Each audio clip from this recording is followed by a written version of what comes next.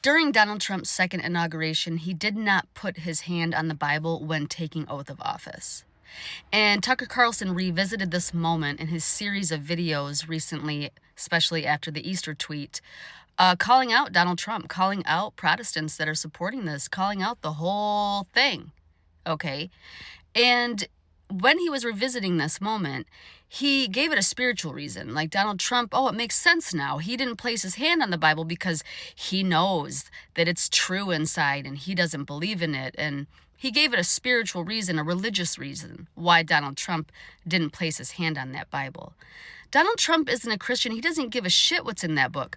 What he was doing was testing evangelical leaders, testing evangelical influencers, testing his Christian base. He wanted to see if he could get away with not putting his hand on that Bible. And every single thing he does, and every single thing he has done in the last decade that has been mind-blowing to the rest of us, it's been a test. How much more can I get away with? How much more can I get away with? And each time evangelicals failed the test. And they keep on digging their heels in for this man, and they kept on supporting it, and they kept on not speaking out, and they kept on being cowards.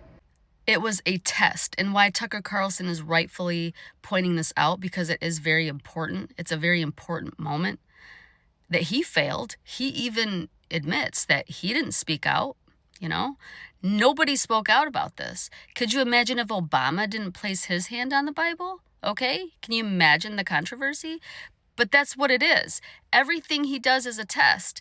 Every single thing. So this Easter tweet was a test to see if he could get away with using the F word and praise be to Allah on Easter morning. Who's going to say something to me? Nobody. I haven't seen a single one stand up and say anything except for those that have already risked their careers, relationships. Nobody new has spoke out. So he's getting away with it again. And then this morning he posts about getting rid of an entire civilization, and Iran has till 8 p.m. before. What are we doing? What are we doing? Everything is a test. His supporters, his Christian base, are failing every single test because they refuse to stand up against this man. And maybe they agree with him. I don't know.